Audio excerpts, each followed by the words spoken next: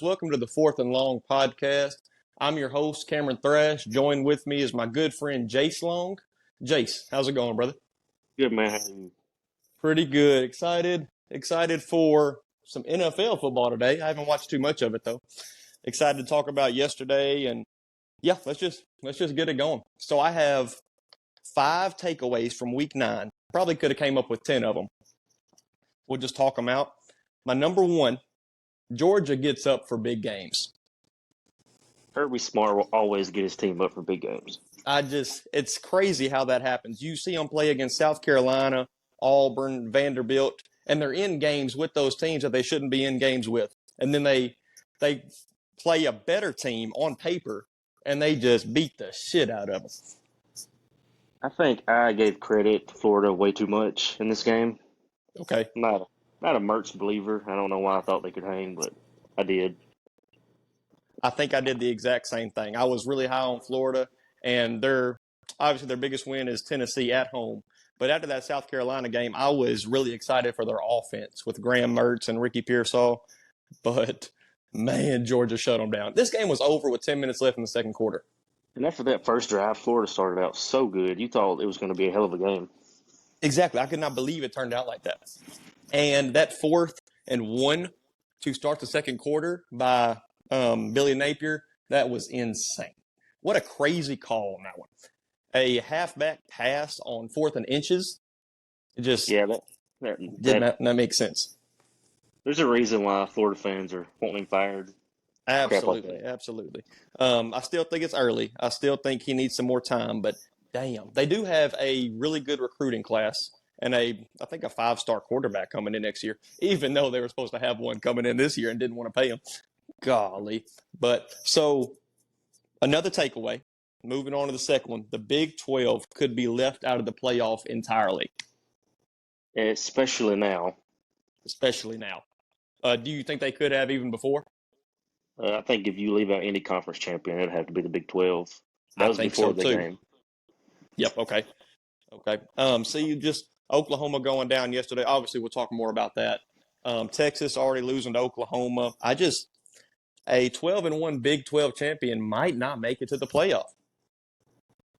You think 2 SEC teams can get in if Bama beats LSU and wins out? I don't think. You don't think? That's tough. I don't think so.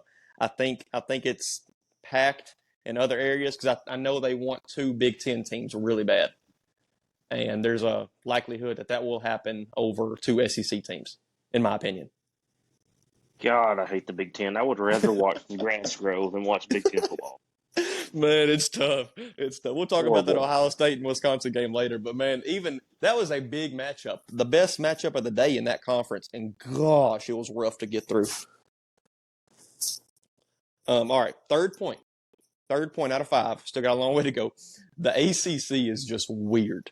I can't figure it out. I feel like it's Florida State, and then they're on Tier 1, and then everybody else is on Tier 5. That's the separation to me. There's one thing you need to know about the ACC. Okay. And it's that NC State is not a damn basketball school. That's crazy. Who was that? Steve Smith said that? Yep. Oh, he was mad about that. Good gosh. But the NC State's not a basketball school to begin with. They've never been that good in basketball. All right, so the ACC is just weird, meaning Florida State blew out a mediocre Wake Forest team, and mediocre is probably giving them a little too much credit. Notre Dame beat the hell out of a Pittsburgh 58-7. The same Pittsburgh team that beat a 1-loss Louisville team. That Louisville team shut out Duke yesterday. The Duke team, exactly. Duke beat Clemson, and we'll talk about Clemson here in a second. But Clemson lost to NC State, so it's just a full circle, and I just don't even know what to think about them. I really don't. And Duke should have beat Notre Dame. Yes, they had plenty of opportunities. They had the ball with 3 minutes left. They should have. Let's see, number 4, and we could go on and on about this. Clemson is heading into a dark, dark place. Man, I think Dabo only has one more season of that, and he's going to be looking for a new job. Yeah, I feel you. On Saturday Down South, they were talking about how Dabo might take a break after this season, and I fully understand it. I really do. I'm getting closer to that opinion myself. But like a dark place, meaning we've seen Florida be at the top of the mountain, and then now these past 5, 6 years, even longer than that, they just haven't been the same Florida team. Texas just apparently got back this year, even though they're not all the way back. Tennessee had a long drought, and then Nebraska. They used to run the '90s, obviously, and it's a dark place. It really is. They are on the verge of going into that place. And they really have no excuse. They have 5-star talent all over the field. All over the place. It's just Dabo is hurting them. He's hurting them. It's his own pride getting in the way with the transfer portal, NIL. I mean, you have to adapt, and he's staying in his ways. It's like Les Miles is running that offense. God, that offense is horrible. It's horrible. All right, my fifth and last takeaway from week 9, then we'll get into some games that happened. Blowouts suck, man. Blowouts suck. There were huge games yesterday. Georgia, Florida, Oklahoma, not Oklahoma and Kansas. That was a great game. Let's see, Florida State, Wake Forest, Oregon, and Utah. And you could even say Ohio State and Wisconsin was kind of it was never a blowout, but it was ugly. Texas and BYU was also a blowout that I didn't expect. There was some more I'm forgetting probably, but man, just a rough day. Duke and Louisville, 23-0. It's just blowouts just suck. Yeah, it's such a horrible day for college football yesterday. I mean, there's two or three good games, but man, yeah, man, it was rough. It was rough. All right, let's get into some talking about the games. The game of the day, shocker of the day, Oklahoma loses to Kansas 38-33. Man, start off with a huge hell yeah to Kansas. I remember Absolutely. a few years ago, they were the laughingstock of college football. Leopold has that team going in the right direction, and I'm here for it. You want to talk about a basketball school?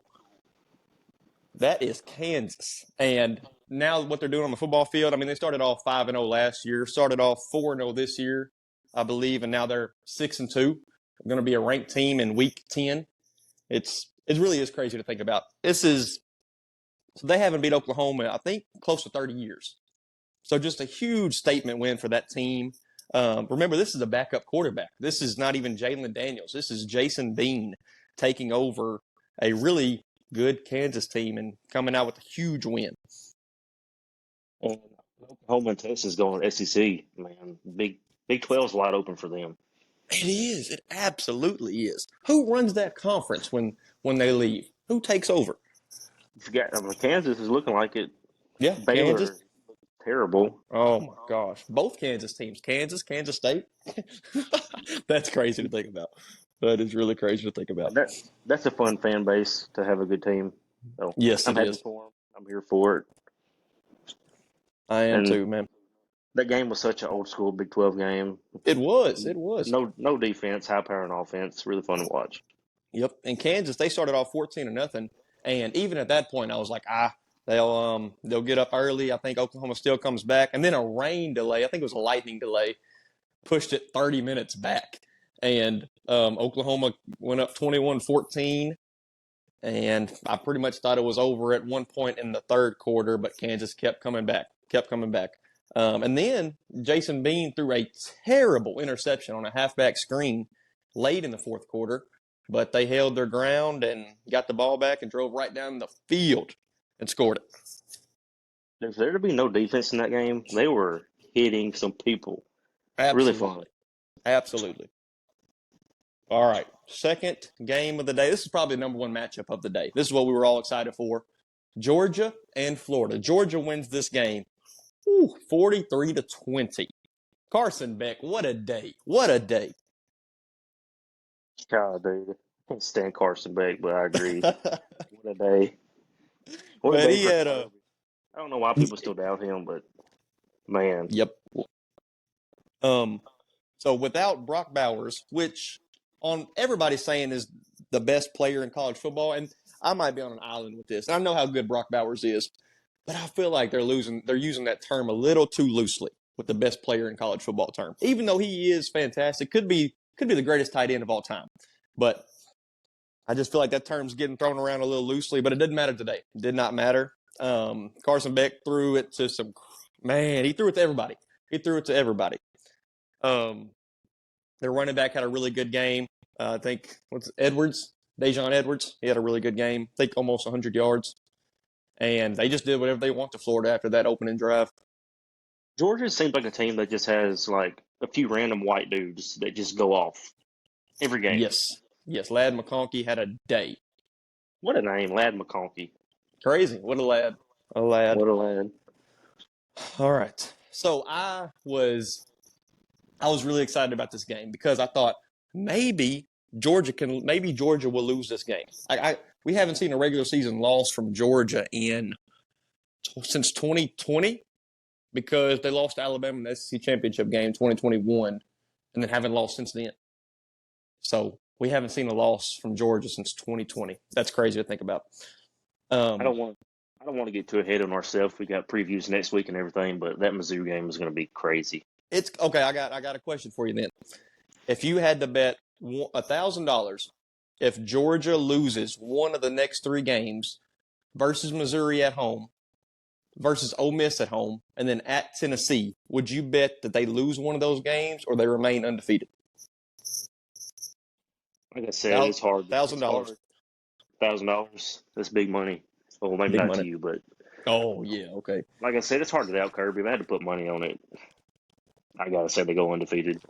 I think I would too. And today, if you had asked me before this game kicked off, I would have said, yeah, out of those 4, Florida, Missouri, Ole Miss, and Tennessee, I think they lose one of those. But after this performance, I know Florida is maybe worse than we expected or not as good as we thought they were. But I don't think I could pick Georgia to lose. I really don't. Moving on to the game day, where game day was at today. Utah, Oregon takes down Utah 35-6, and this surprised the hell out of me, Jason. Yeah, man, Utah's a good team, and Oregon just completely dominated them.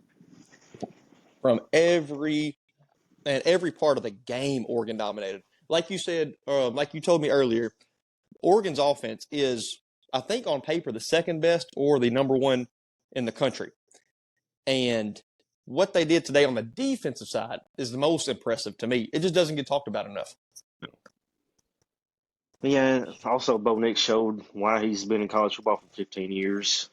Exactly. That maturity.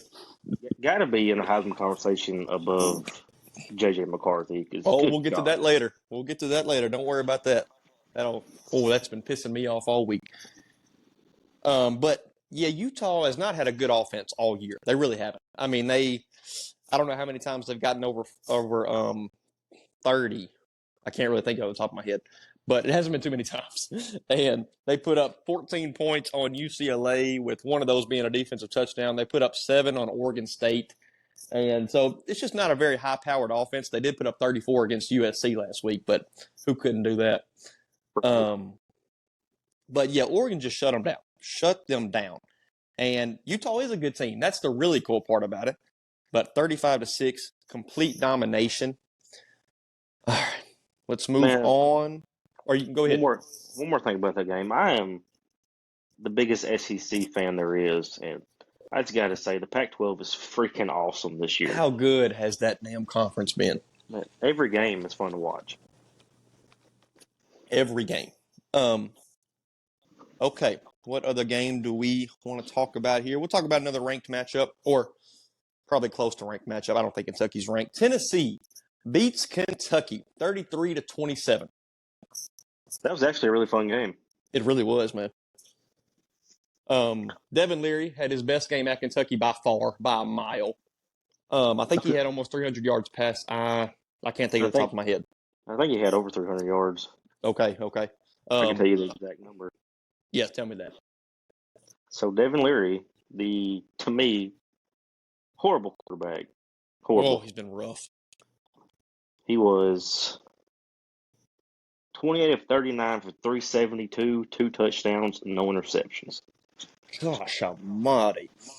And I said he barely got 300. That's closer to 4. Joe Milton, 18 of 21, 228 and a touchdown. 18 of 21. Oh, my gosh. Yeah, you would never think it would be a quarterback duel between these teams. You really wouldn't. I No. think Tennessee leads the SEC in rushing, and Kentucky's not far behind them. So I thought this game would be pretty much prioritized on the ground, but nope. They let them sling it. They let Bazooka Joe and the second best transfer portal quarterback of this offseason Good sling the God. ball. Devin So freaking Leary, man. It's I like can't believe perfect. it. Every time I talk bad about somebody, they show up. So I feel you. I feel you. Dane Key had a day. But man, we're talking about the loser too much. Tennessee, what a win going into Kroger Field. Um, Mark Stoops, excuse me. He's wanting some more money to pay his players, get a better team in there, and for all those comments, he's got to win games like this. He's got to win got games to. like this. He's never going to get fired. It's Kentucky, but you can't talk so much crap and then not show up. Know it, man, and just the way it was to the fans, just a very weird. I know that was weeks back, but it's still funny to look back on.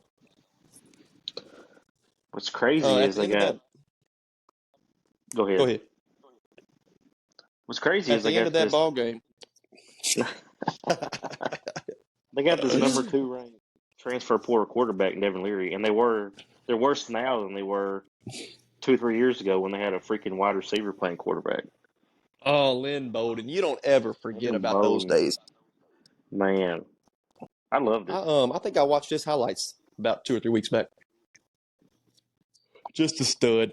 But Kentucky, I think the commentator said something about this, but me and Kelsey's brother were watching this. He had money on this game, I believe, and we were watching this game, and 2 or 3 times a Kentucky defensive lineman would go down faking an injury, and I think the commentator said something about it. Well, the last, I think 44 seconds. It was 44 seconds on the clock. It was third down for Tennessee, meaning that they had to run one more play and probably punt the ball. If I have that correct. Kentucky was out of timeouts, but the play clock did not allow Tennessee to just knee the ball out. And for some reason, I think Kentucky had a defensive player go down like injury trying to stop the clock. And the thing was, Kentucky didn't have any timeouts. So there was a 10-second runoff because of that. And that was the ball game. They didn't have to snap another play. So it just kind of bit them in the ass on that one. But yeah, that was a really funny way to happen. Josh Heupel, he's done such a good job at Tennessee. Yeah, it's really turned it around. Absolutely. I don't know much Let's about their see. depth chart, but Joe Milton's going after this year. I don't know how they're going Yes. to look after him, but I don't imagine they can get much worse. Man, apparently a lot of fans are calling for their second string quarterback. His name's Nico. I don't know how to pronounce his last name. It's a wild last name. I'd have to do some more research on it, but his name's Nico, and apparently he's pretty good. But why is everybody's backup quarterback so much better than their starter? Why do fans think that? I remember Mississippi State week 3 college game day went on live TV and said that Garrett Nussbaum might start over Jaden Daniels. Oh my gosh, the future Heisman winner, Jaden Daniels. I wish we could talk about him this week, but nope. We got to wait till next God, week, or me we got to wait too. till the preview show. I talk about him every day. Don't show the homerism, man. Don't show the homerism, I'll try not to. especially on the first episode, man. Good gosh. Yeah, I know. All right, let's move on to a different game. Or go ahead. I'm rocking my LSU shirt, drinking a beer. Are you? Man, you Yep. got the day off tomorrow, don't you?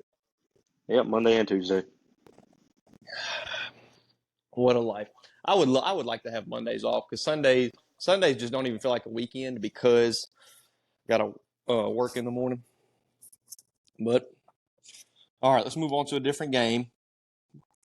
Jace, what game you want to talk about? Let's go to the game that pisses me off the most. Let's do USC Cal. USC Cal. What a crazy game this was. Yeah. I wrote down a quote. Actually, it's just a saying. Lincoln Riley is the definition of offense wins games and defense wins championships. His name should be attached to that quote. Yeah, man. It just follows him everywhere he goes. I don't know how he does it. USC has more money and they know what to do with. Get Oh some my players on defense. gosh. How does that make sense? How does it make sense?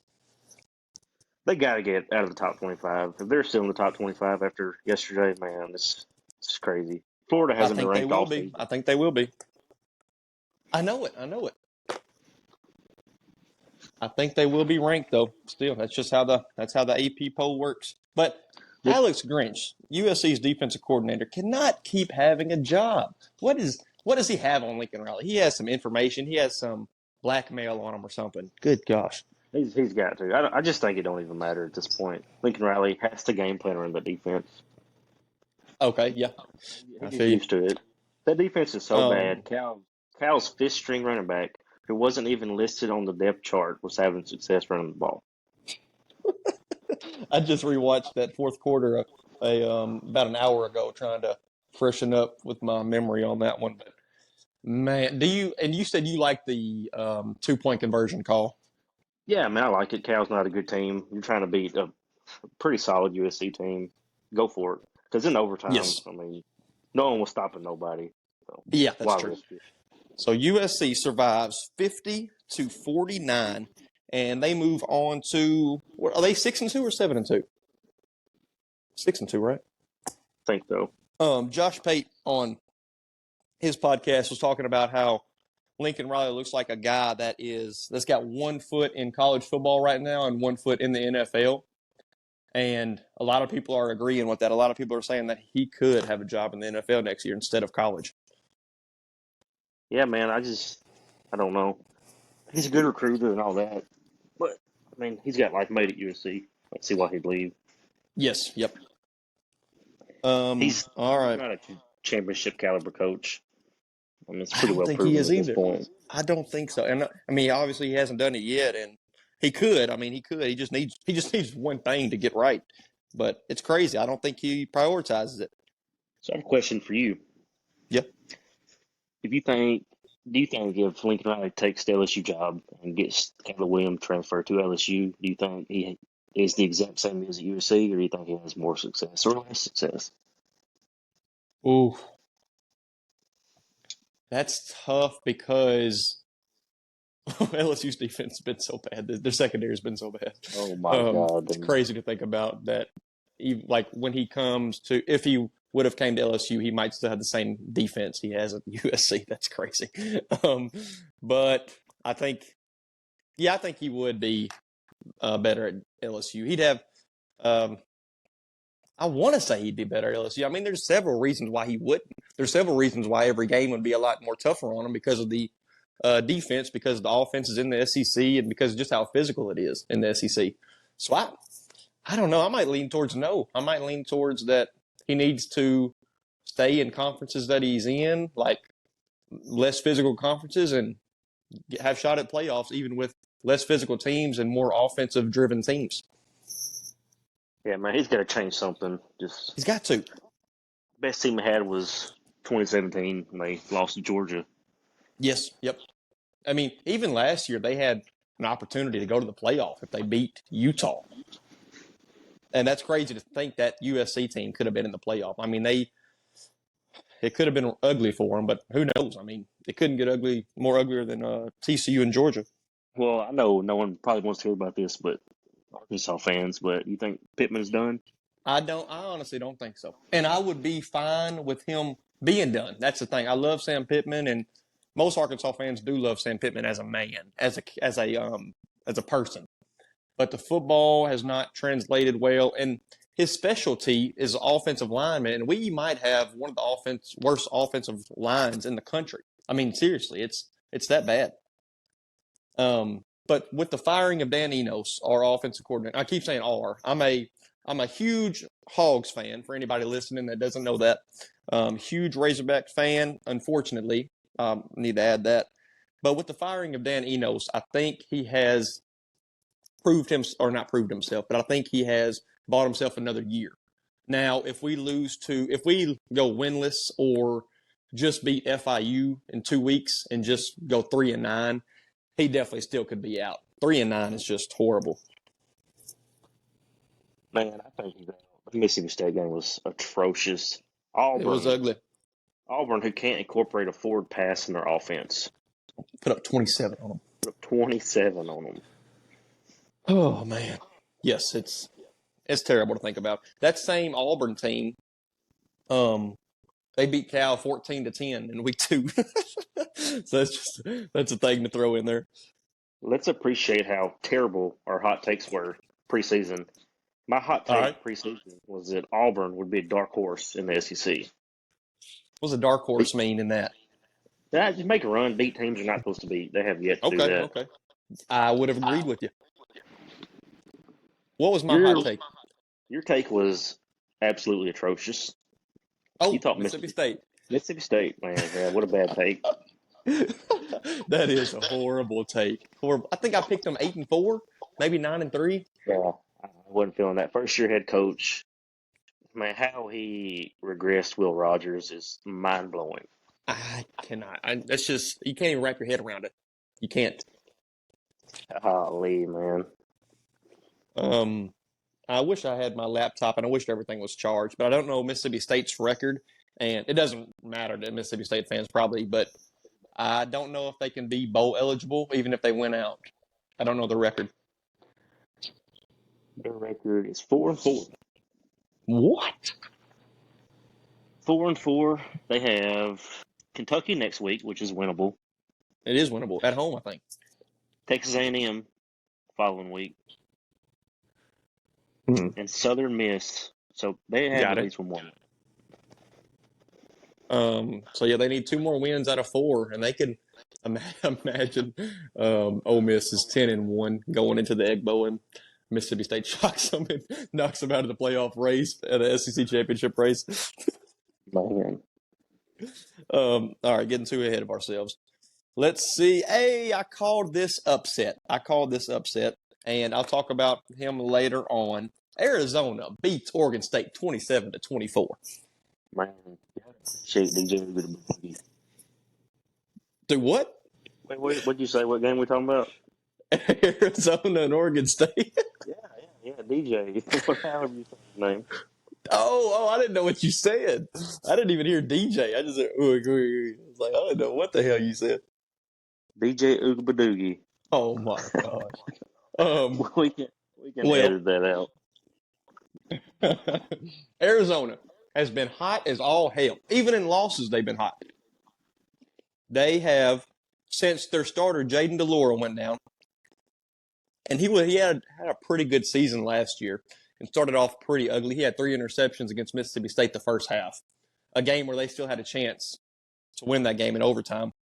He gets hurt in the Stanford game, and their backup quarterback, Noah Fafita, about 5'11", he is quick as all hell, and he's just been a stud for them. He came and won them the Stanford game, 21-20.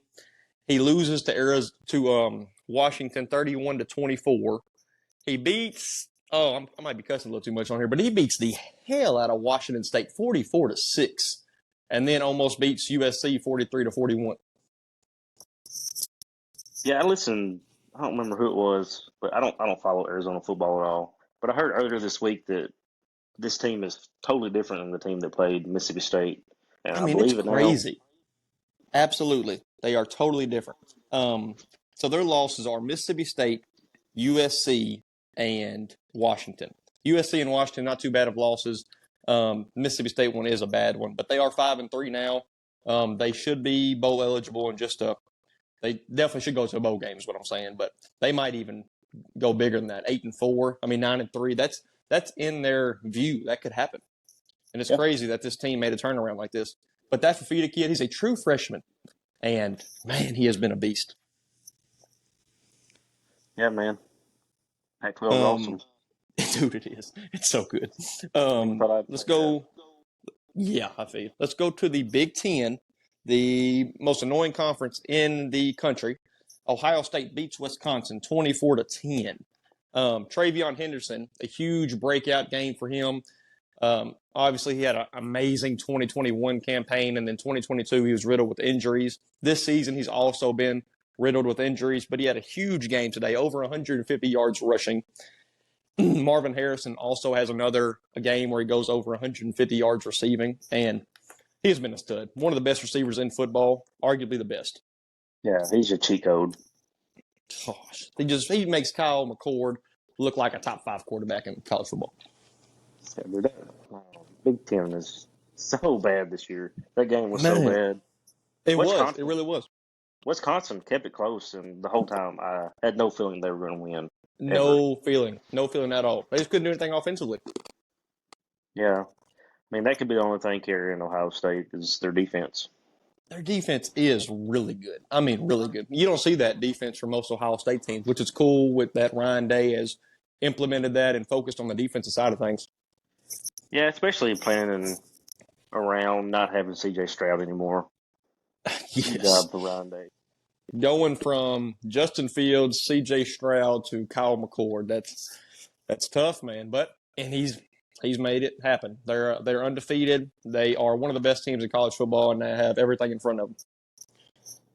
Yeah, I still don't think they're a good enough team to beat Michigan, who seems so flawless on offense. It seems like it's because they got everybody signed, you know. Yeah, it's because they got freaking Heisman favorite J.J. McCarthy. Oh boy! All right, That is another Big Ten game. all right. We'll get the Big Ten out of the way. I think I do have another game to talk about, but not too much. Penn State survives Indiana at Penn State. At home, they survive a 2-5, now 2-6 Indiana team. So Penn State, I'll say it, even though I heard Josh Pate saying they're not overrated, they're properly rated. Say Penn it. State's overrated. Penn State's overrated. James They are Franklin, overrated. okay. They are not a top 10 team. Drew They're Aller not. is almost unwatchable. Dude, it's horrible. Horrible. I was so high on him because I thought he would be he wouldn't be relied on too much because of their 2 running backs. They got 2 studs at running back. You got Katron Allen and Nicholas Singleton, and he still does a lot.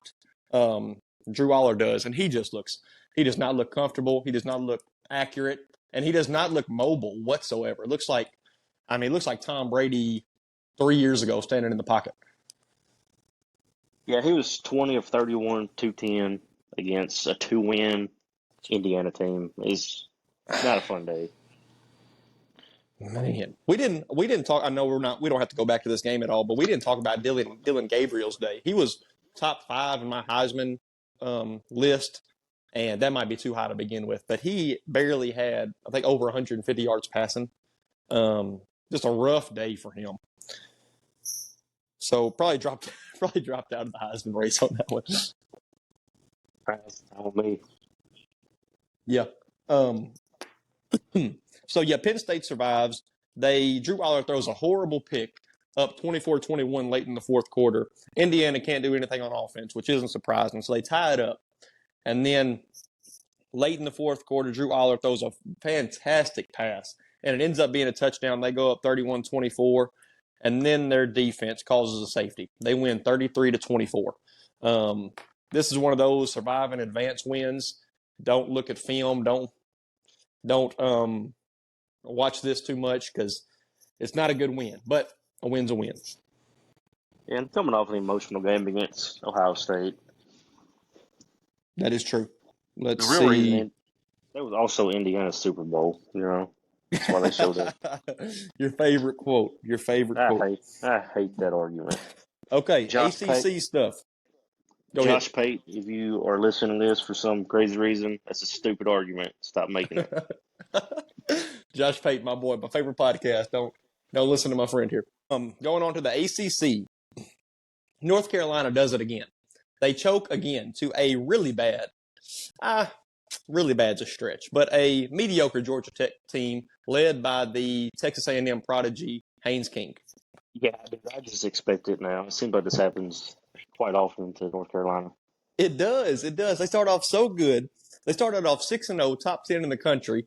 Their only tough matchup on paper was at Clemson in 2 or 3 weeks. And that maybe that's not even tough anymore. But it doesn't matter now. It does not matter now. You had the perfect opportunity to go to the ACC championship almost undefeated. Probably on paper should be undefeated. And if you beat Florida State, you're in the college football playoff. I know that's a long stretch even then, but now it's impossible. You can't even do that anymore. Yeah, but who would have thought Haynes King problem was Jimbo Fisher. Shocking. He played Oh, really good Jimbo yesterday. Fisher. Had a pretty He good year. did. Absolutely, man. Kelsey's texting me a food order. I got to text her back real quick. North Carolina just choked it again. It's crazy how it happens to them every year. So who's projected to go to the ACC championship? Florida State and who? Louisville? Or them? Man, I don't even know if they're on the same Louisville, side or not. Louisville, and no, it might be Louisville. Louisville's only loss is a horrible loss to Pittsburgh, but still, it's only one conference loss. Yeah, It might be Louisville. They don't play Florida State at all. I don't know. Florida State seems pretty solid. I don't think they'll lose. I don't think so either. I don't And know what to make of the ACC. Like I said before, staying in the ACC, we'll just talk about it just for a second. Louisville shuts out Duke 23-0. Did not expect this at all. Riley Leonard, he played, but I don't think he was too healthy, and it was just ugly, an ugly game. yeah, man, he was 9 of 23. I could accidentally do better than that with my left hand. Maybe Louisville's just a tough ass place to play. Notre Dame does never wants to go to Louisville again to play, and Yeah. Duke might not want to ever again either. Yeah, dude, it's a rough day for Duke. Absolutely. We got two more ACC games. Clemson goes down to NC State. Like we talked about before, NC State is not a basketball school, Steve Smith. I don't know where you got that from. Another horrible loss for Jim. Yeah, NC State is definitely not a basketball school. They proved that. So Oh, that's just such a funny narrative, man. They just have not been great at NC State. Last year they had Terquavion Smith in basketball, and they had PJ Burns, I want to say, and I think they made the tournament last year. But where does basketball school come from? I don't even know an NBA player from NC State. Clemson threw the ball 50 times and put up 17 Gosh, points. almighty. Another overrated quarterback that was hyped up all damn season. Cade Klubnik. Gosh almighty. 50 times. What was his stats? 33 of 50 for 263 and 2 interceptions. Oh, man. Will Rogers boy. is probably dreaming of playing that Clemson offense, throwing the ball 50 times. Replace Klubnik and Will Rogers, and they are 6-1 right now. Dude, Clemson is really struggling life after Trevor Lawrence. It's been rough. Oh man, it has been rough. I never thought about that. Since he's been gone, it has been terrible. Yeah, they were in a national championship game 4 years ago. That's crazy to think about. Yep. Miami and Virginia. Virginia has been crazy, just out of nowhere. They upset North Carolina last week. They were 1-6 going into that game. They upset North Carolina 31-27 last week, and then tonight they go into overtime with a good Miami team. Miami escapes them 29-26. It seems like Miami's in an overtime game every week. It does, don't it? They have been the past 2 weeks. Yeah, Mario Cristobal has, for the most part, turned it around over there. 6-2. That's a good record for Miami compared to most years. He has, and if they need the ball down, they're 7-1. Yeah, you're right about that. I forgot about that. Who has Miami lost to? They've lost to Georgia Tech, obviously, and North Carolina. But I still don't think that's Tyler what. Van Dyke, Go ahead. Tyler Van Dyke's not a very good quarterback to me. Still, I got you. even after the wins. I get what you're saying. They have a pretty good defense over there. They got Cam Kitchens over there, and he is a ball hawk. I mean, he is one of the best safeties or defensive backs in the country. Let's see. Kansas State. They're a close third in the Big 12 to me. They really are. I had this game on my laptop. I was expecting a pretty good game between these two. Houston coming off a pretty good showing against Texas last week. Boy, the refs messed that one up for them. Kansas State beats Houston 41-0. Who has Kansas State lost to? Kansas State has lost to, they've lost to Oklahoma State, which was a very, very shocking game, shocking loss. At the time, Oklahoma State has turned it around. They've lost to Missouri. And check and see if they have a third loss. I think it's just 2. No, they're 6-2. 6-2. So they lost to Missouri on that game winning field goal by the thicker kicker, and Oklahoma State beat them 29-7. Yeah, Kansas State. I like their offense. They had 3 different people throw a pass yesterday. The completion percentage is insane over there. They're drawing up routes. Really help the receivers out. Smart offense. See, Will Howard started for them yesterday after Avery Johnson he has been phenomenal for them. He really helped them turn it around. He's a great rushing quarterback, but Will Howard came in and looked really good against a bad Houston team or a bad Houston defense, and looked really good against them. 41-0 Kansas State. Guess who they have next week? They have Texas, Kansas State, and Texas, and keep in mind Texas will have Malik Murphy at quarterback, who looked phenomenal today, might I say. But yeah, Kansas State and Texas. That'll be a good one. It'll be big implications for the Big 12. Big implications, man. Speaking of Malik Murphy, he had a day against BYU, a game where I thought it'd be much more competitive. Texas wins 35-6. Yeah, I had my doubts. I didn't predict an upset, but I didn't think it was going to be that big of a blowout without Quinn Ewers. Yeah. I didn't think so either. A lot of people are really confused on why Arch Manning isn't starting. I mean, Malik Murphy, he would have had the job if Quinn Ewers wasn't there this whole year. That's how good he is as a backup quarterback. And when he can come in like this and show it, man, he is a stud. This is kind of his statement game on teams recruiting him for next season. Because there's about a 90% chance he's going to transfer, in my opinion. Politics, I don't see him starting over Arch Manning no matter what. Yeah, no, you've got too much money invested in Arch. You got to start him after this year. Yes. I wish it wasn't like that, but that's just the truth. Yeah. So huge coming out party for him, and a lot of teams, maybe even Arkansas, can look for him on the transfer portal, the NIL market. I heard. Go ahead. You have a pretty good backup quarterback, don't you? The kid from Morrilton. I don't know. I don't know how good he is, to be honest with you. There's a chance KJ stays, but I doubt it. I don't think KJ could stay just because he hasn't had a great season this year, and I don't think he'll go very high in the draft whatsoever. But he could also stay and transfer, so who knows? How is KJ still eligible to come back? I don't know. It feels like he's been there for 6 years. He played against Joe Burrow. That is a crazy stat. That's 2019. Let's go to the SEC. Oh, we'll stay in the Big 12. Finish the Big 12 off. Oklahoma State. They get Oklahoma next week, and in Bedlam, they get Oklahoma next week, and that's going to be a huge game. Obviously, a huge rivalry for them. They beat the hell out of Cincinnati today. I think it's 45-13. I don't have the score in front of me, but I think it's 45-13. So who do you think Cincinnati is going to hire next to be a future Hall of Fame head coach? You know, they have Brian Kelly. They got Luke Fickell. And they're going to hire some random guy. They're going to hire some random guy off the streets that's going to end up being a Hall of Fame head coach. I'm just waiting for it. Jace, consider me a casual. I had no idea Brian Kelly coached at Cincinnati. Yep, Cincinnati and then Notre Dame. When did he coach? What years was that? Before I keep talking shit, let me make sure I'm right. I'm trying to think of Cincinnati being good. I remember they beat Florida 2009 when Tim Tebow was still at Florida. Was that a year he was at Cincinnati? 2009. He was at Cincinnati from 2006, 2009. Took the Notre Dame job.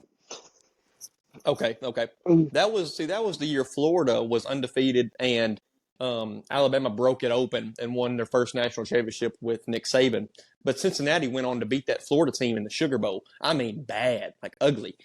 Yes. Jace, I could be absolutely wrong on that. Check me on that one. Maybe Florida. Maybe it was the other way around. What team did Cincinnati beat really bad in those years? And it was a bowl game. Yeah, Cincinnati beat them. No, Florida beat Cincinnati 51-24. The Super Okay, Bowl. okay. Completely wrong about that one. I had the bowl game, I had the year, but completely flipped around. Yeah, man. No one would have called you out except for a Florida fan. Yes, yes. Oh man, I can't. If somebody would have got that wrong about Arkansas, I'd be pretty pissed too. My bad, Florida fans. My bad. Okay, we talked about. I guess we didn't really talk about Oklahoma State. They have a running back. Ollie Gordon is a stud. He had over 200 yards today, I want to say. But they just dominated a pretty bad Cincinnati team, to be honest with you. I mean, Ollie Gordon had 271 on the ground. Any running back has a day like that. Yeah. Any running back has a day like that, you can expect a W. That's a stud of the week. Jay, I know this is our first podcast, everybody, so things are a little bit rough, but we're going to have a segment it's going to be called Studs of the Week. We might workshop the name, but we're going to have like 5 players that you never really hear of that just had a week. Just had a game. Yeah, I'm We'll down do with it. that sometime. I have to do more research. Yes, me too. What was I going to say? Oh, Well, but the 4 teams that came in the Big 12 today had a rough day. Cincinnati, UCF, Houston, and BYU 0-4 today. man, you think Colorado's making a bowl game? Man. We'll talk about that game now. UCLA wins 28-16 over Colorado. Tough game for Colorado going into UCLA. And UCLA is a good team, but Colorado needed this one for bowl eligibility. They got 4 wins on the season. This was a winnable game, and they needed it. Do you have the schedule at all? I can look real quick. Man, I mean, they don't have too many opportunities. That targeting call on Shiloh was horrible. Horrible. What a hit. What a damn hit. Shiloh will blow somebody up. Man, what a player. So they have Oregon State next week. Okay. In Arizona. Okay, that's a good one. And they close out week 13 against Utah. Just a tough schedule. They only have 3 games left. Yep. Yeah, so this was a game they needed to get into bowl eligibility, to get into a bowl game, or at least get on that route to get into a bowl game. But now they have to win 2 out of 3 of those. Oh man. I mean, Oregon State, I guess all of them are winnable, but God, that O-line is so bad. I don't know how they're going to win. It's so bad. Shadur is running for his life back there, and still being phenomenal. Yeah, they can't run the ball. He has to throw it every play. They cannot run the ball at all. He threw the ball 43 times. Only had 217. Man, they got to. They have to throw the ball that much. Let's see. Staying in the Pac-12, what the hell is going on with Washington State? 4th straight loss to a bad Arizona State team. This team had 1 win coming into this game. Yeah, Washington State's funky. Who did they play early in the season? Oregon State? They almost won. No, see, they beat Oregon State. They beat Oregon State 38-35. They also beat Wisconsin. So they had 2 good wins right there. And they lost to UCLA at UCLA. Not a bad loss. Lost to Arizona 44-6. Last week, who did they lose to? Oh, Oregon. Oregon beat the hell out of them. But last night, Arizona State beats Washington State 38-27. All right, let's get your top 10 right now. Top 10 teams right now. Oh boy. We'll go 1. I go 1, 2, 2, 2, 3, 3, like that. Okay. I'm doing. My number 1 is Georgia. Yeah, Georgia. I agree. Georgia proved themselves today. Number 2. Oh, Jace, that's tough. I think I'm going to say Michigan. I think Michigan's my number 2 team. Yeah, I agree with you. Okay. Moving on to number 3. I hate to do this. I'm going Ohio State, number 3. I'm going to go Florida State. Okay. Florida State has looked fantastic these past 2 weeks.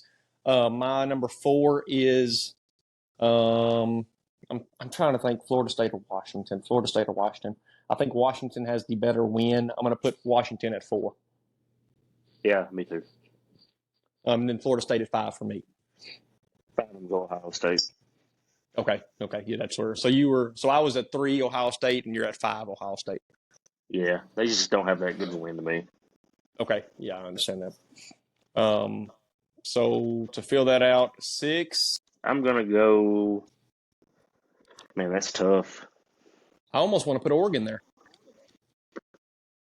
That's 6. how good I think they have been. 6. Yeah, I go Texas. You go Texas? Okay. I'm going to go Oregon at 6. I'll go 7, Texas. I'll go 7, Oregon. My 8 will be Alabama. Yeah, me too. Okay. 9, Oklahoma. Man, I don't know. I'm thinking, yeah, I might have to drop that too. Wow. Yeah, I'd probably drop them out of the top 10. Who's 9? Penn State? I can't do that either. I'm trying to think where to put LSU, and I know they got 2 losses. I might have to. I'd go. I don't know. I'm gonna go 9, Ole Miss. Yeah, I got you. Yep. That's what you're doing too? Let me think about it. Ole Miss or Oklahoma. Ole Miss has the better loss. Their win is LSU. That's tough, Jay. To make a decision, I'll put Penn State 9. And then 10, I got Oklahoma. Yeah, I got Oklahoma 10, and LSU will be 11 for me. Oh, yeah, I didn't put Ole Miss. Good gosh. I don't know. I'd have to have them in front of me. This is hard. This is hard. What's your Heisman ballot looking like? Your top 3 Heisman. My number 1, Jaden Daniels. He's got a huge game this week at Alabama. We will be previewing that sometime this week. If he comes out with the win and he doesn't have to have an insane performance, but I think it's his. So number 1 for me is Jaden Daniels.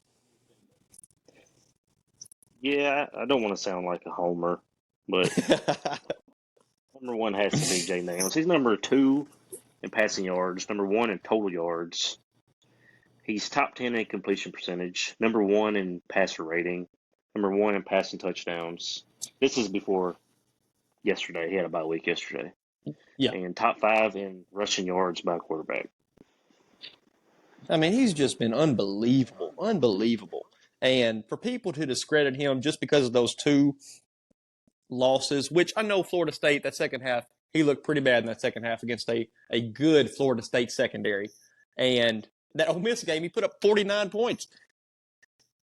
Yeah, dude, that Ole Miss game was game of the year, I think. Yes. What is my game of the year? I had it written down the other day. It might be still Oklahoma and Texas, if I'm not mistaken. That game was just unbelievable to me. But LSU and Ole Miss is right up there. My number 2. I'll give you my number 15 Heisman candidate, Jace. Number 15? Maybe number 25 Heisman candidate is J.J. McCarthy. He's my number 25th Heisman candidate. You got him ranked pretty high. The odds-on favorite to win the damn Heisman. How does that make sense? How does that make sense to voters? I seen the other day that he was like number 30-something in passing yards. It's been that, and that's the thing. He hasn't had to play many fourth quarters, but still, you can't. That's not an excuse for him. No, especially a team that relies so heavy on the run. They don't even rely on him. I could go and run that offense efficiently. Cade McNamara did it, and you saw what he did what he's been doing in Iowa. I know he's hurt for the season. I hope you get well, Cade McNamara. But man, I hate F the Big Ten. I'll say it right now. We can't do that, Jace. We're a college football podcast as a whole. You can have some hate toward a certain conference. The Big Ten is rough. Game of the year was last week, Ohio State and Penn State, and it was unwatchable. Yeah, I just want to say, don't ever take me back to an Arkansas game ever again. Hey! I have a question for you, Jace. What was the experience of going to your first Fayetteville game last week? So I will say that I'll start off with the good. Okay. Right? For a smaller stadium, y'all had it well. It looked like a pretty good sized stadium for only 70,000. Grass was green as could be. Great grounds crew. It's a cop out. It's copping out.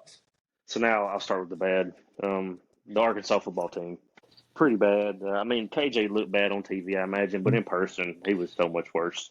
I mean, he just looked like he was defeated. He was missing guys wide open. He was one read run type of day for him. That's all it was. That's the thing. It's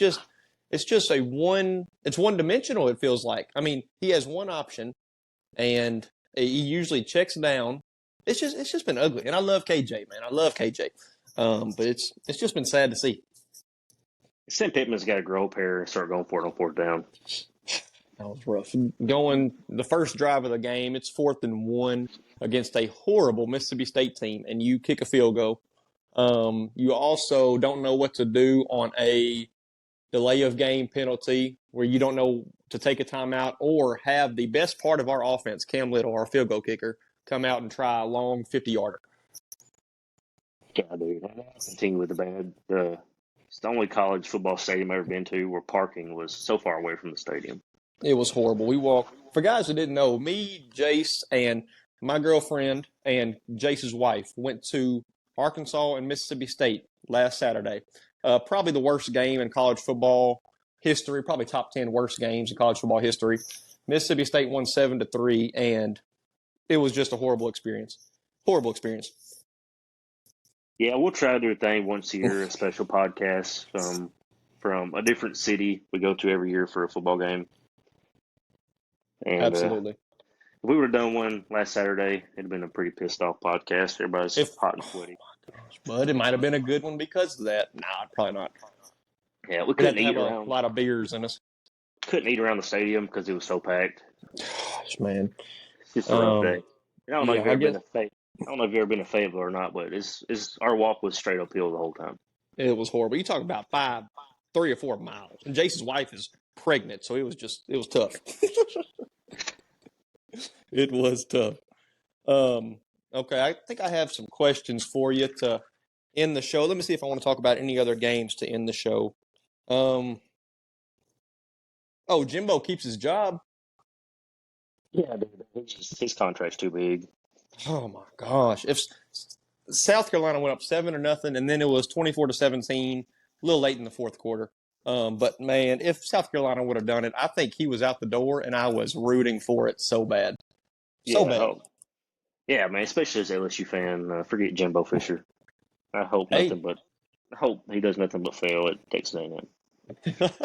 And that's the thing. Texas A&M has so many resources, and you have that head coach. It's tough. It's tough.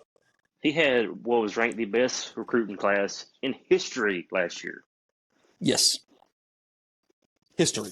All right, Jace, my 3 questions for you are, okay, we already talked about J.J. McCarthy. We already talked about the first experience in Fayetteville. What player had the performance of the week? I'm putting you on the spot here. I know I probably should have told you this question. What player had the performance of the week? Give me a second to think. I'm going to go to the game of the week. Okay. And say Jason Bean. Okay. I do like that. Yes, he is. I do like that because but to me, it was more heart over anything. And that is not a discredit to him at all, but on paper, it wasn't great.